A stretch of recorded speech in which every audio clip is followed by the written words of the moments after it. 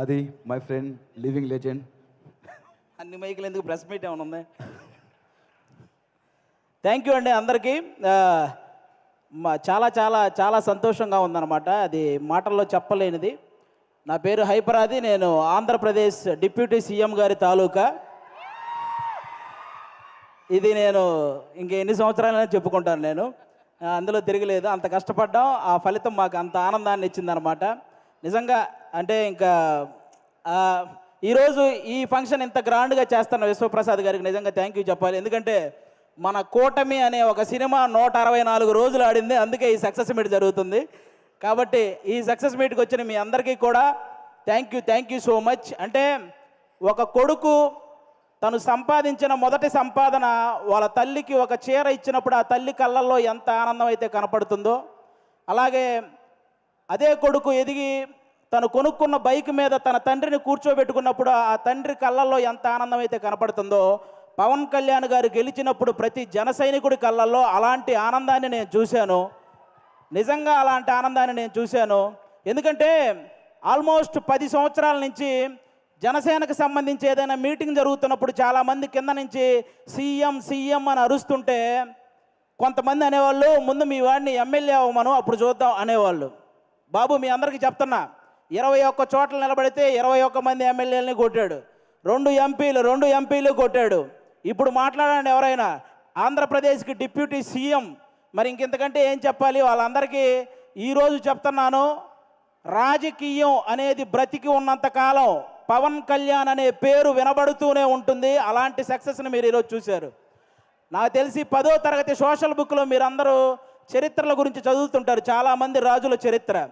వాళ్ళందరికీ ఏమాత్రం తీసిపోని చరిత్ర ఈరోజు పవన్ కళ్యాణ్ గారిది. ఆ రాజుల కాలంలో వాళ్ళు చేసిన యుద్ధాలు, లేకపోతే కుర్చీల కోసం కొట్లాట, చావులు, ఇవి మాత్రమే ఉంటాయి. కానీ మన పవన్ కళ్యాణ్ గారి చరిత్రలో త్యాగాలు, సహాయాలు ఇవి ఉంటాయి. ఇలాంటి నాయకుడి గురించి ప్రతి ఒక్కరూ మాట్లాడుకోవాలి, ప్రతి ఒక్కరూ ఆయన్ని ఇన్స్పిరేషన్గా తీసుకోవాలని మనస్ఫూర్తిగా కోరుకుంటున్నాను.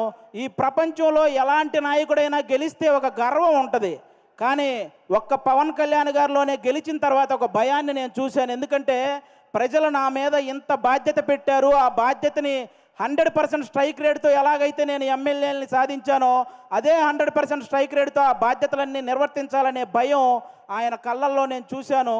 అలాంటి నాయకుడు మనకు దొరికినందుకు నిజంగా మనం అదృష్టంగా భావించాలి. గెలవటం ఇదంతా ఒక ఎత్తు అయితే, లంకా దహనం చేసిన తర్వాత హనుమంతుడు వెళ్ళి శ్రీరాముడి పాదాలు పట్టుకున్నట్టు ఎప్పుడైతే 21 సీట్లు గెలిచాడో వెళ్ళి వాళ్ళ అన్నయ్య చిరంజీవి గారి పాదాల పైన కూర్చున్నాడు, పాదాలను పట్టుకున్నాడు చూసారా, అప్పుడు ఆ అభిమానం 100 రెట్లు పెరిగిందండి. అందరి కళ్ళల్లో ఒక ఎమోషను. అంటే మెగా ఫ్యామిలీకి ఎప్పుడు దూరంగా ఉంటాడు కళ్యాణ్ గారు, దూరంగా ఉంటాడని అనుకునే వాళ్ళందరికీ ఈ విజయాన్ని తీసుకెళ్ళి అన్న దగ్గర పెట్టాడు చూసారా, అంతకంటే ఎమోషనల్ మూమెంట్ ఇంకోటి లేదు. అది మనకి ఎప్పటికీ గుర్తుండిపోతుంది. అలాంటి ఎన్నో హ్యాపీ మూమెంట్స్ని మనకిచ్చినటువంటి పవన్ కళ్యాణ్ గారికి, అలాగే జనసేన కోసం కష్టపడిన ప్రతి జన సైనికుడికి ఈ సభ ద్వారా అందరికీ కూడా నా ధన్యవాదాలు చెప్పుకుంటున్నాను. Thank you so much. ఈరోజు ఇక్కడికి ఇంతమంది వచ్చినందుకు మీ అందరికీ వన్స్ అగైన్. ఇక నుంచి మనకి ప్రాబ్లమ్స్ ఏమి ఉండవు, అంతా హ్యాపీగా నడుస్తుంది 5 సంవత్సరాలు. కాబట్టి మీరందరూ ఇలాగే ఈ సక్సెస్ని ఎంజాయ్ చేయాలని మనస్ఫూర్తిగా కోరుకుంటున్నాను. థ్యాంక్ యూ అండి, థ్యాంక్ యూ. అందరికీ ఒక డౌట్ ఉంది, డిప్యూటీ సీఎం గారు సినిమాలు చేస్తారా? చేస్తారండి, కంపల్సరీగా. కొన్ని ఉన్నాయి కదా బ్యాలెన్స్, అవి పూర్తి చేయాలి కదా, చేస్తారు. మమ్మల్ని ఎప్పుడు ఎంటర్టైన్ చేయడానికి థ్యాంక్ యూ వెరీ మచ్.